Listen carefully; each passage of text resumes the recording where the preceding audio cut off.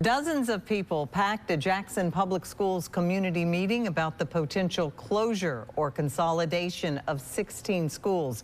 12 News' Leah Williams heard from worried students, alumni, and teachers who are fighting to save their schools. The kids are worthy.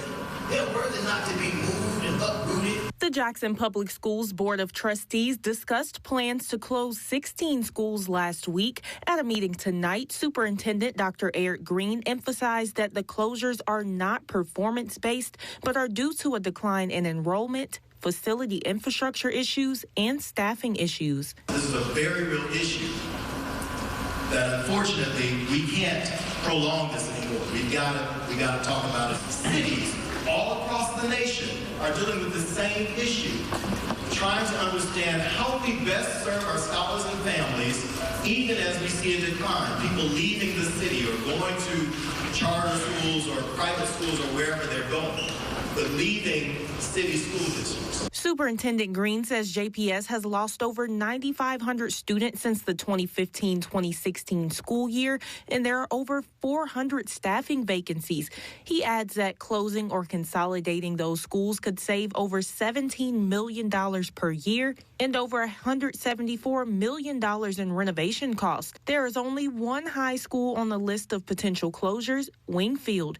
Tyler Arrington is a senior football player and Mr. Wingfield High. He's nervous about what this could mean for his younger teammates. Our coach, that's our head coach right now, doing everything he can for us to get us out there.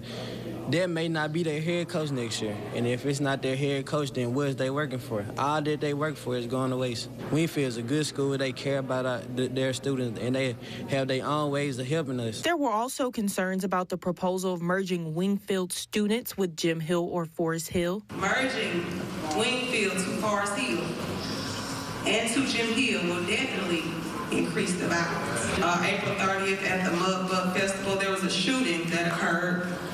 I think 8 people were shot, 1 dead.